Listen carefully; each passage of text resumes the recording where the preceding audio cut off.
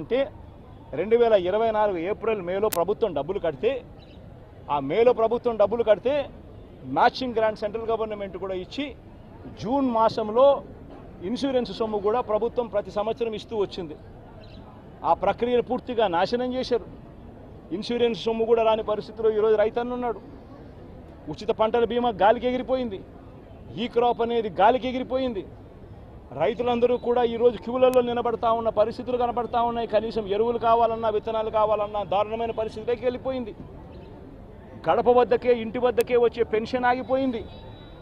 గడప వద్దకే ఇంటి వద్దకే వచ్చే ఇంటి వద్దకే వచ్చే రేషన్ ఆగిపోయింది, పెన్షన్ ఆగిపోయింది. ఈరోజు మళ్ళీ ప్రతి వ్యవస్థలో కూడా ఏం జరుగుతూ ఉందనంటే కరప్షన్ విపరీతంగా పెరిగిపోయింది, డిస్క్రిమినేషన్ అనేది విపరీతంగా పెరిగిపోయింది. తెలుగుదేశం నాయకుల చుట్టూ వీళ్ళంతా తిరుగుతే తప్ప నుంచి రాని పరిస్థితి అని చెప్పి ఏకంగా మెసేజ్ పంపిస్తూ ఉన్నారు. ఈరోజు నిజంగా పాలన అన్నది నిజంగా ఈరోజు ఏం జరుగుతూ ఉందనంటే రోజు కూడా కక్షలు తీర్చుకునే దానికోసము కొట్టడము, చంపడము, ఆస్తులను ధ్వంసం చేయడము ఇవే కనిపిస్తున్నాయి తప్పనిచ్చి పాలనలో ఏదైనా కూడా మంచి చేయాలి, ప్రజలకు మంచి జరగాలి అన్న ఆలోచన తాపత్రయం ఎక్కడ కూడా కనిపించని అధ్వానమైన పరిస్థితి ఈరోజు మొట్టమొదటిసారిగా రాష్ట్రంలో సాగుతూ ఉంది. నేను ఇవాళ ఇప్పటికైనా ఒకటే మాట చెప్తా ఉన్నా, చంద్రబాబు నాయుడుకి ఇదే మాట చెప్తా ఉన్నా. కాంపన్సేషన్ అన్నది ఎంపతితో ఇవ్వాలి, సానుభూతితో ఇవ్వాలి, ఇవ్వాల్సిన సమయంలో ఇవ్వాలి. ఇంతమంది హాస్పిటల్లో ఉన్నారు, వాళ్ళందరికీ ఏ ఒక్కరికి కూడా ఈ హాస్పిటల్లో ఉన్న వాళ్ళకి ఏ ఒక్కరికి కూడా ఇంతవరకు డబ్బులు ముట్టల. వాళ్ళందరికీ కూడా మనం ఇస్తామని చెప్పిన డబ్బులు వెంటనే ఇప్పించే కార్యక్రమం చేయండి.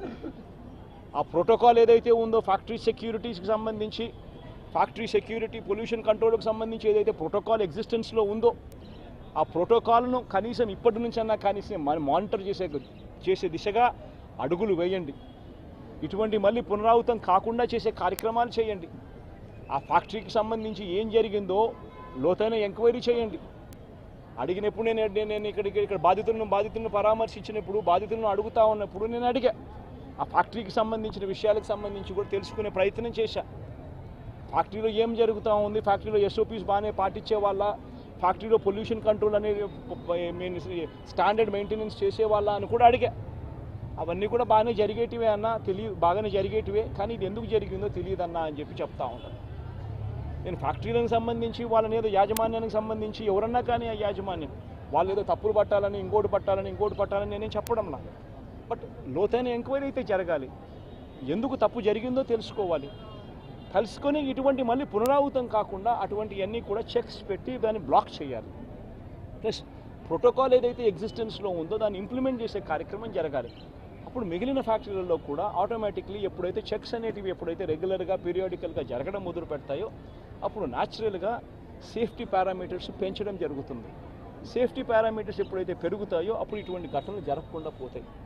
ఇవన్నీ ఖచ్చితంగా చేయాలి. ఇవన్నీ ఖచ్చితంగా చేయకపోతే మాత్రం మేము కూడా ఖచ్చితంగా మరో 2 వారాలు, మరో 3 వారాలు టైం ఇస్తాం. మరో 3 వారాలు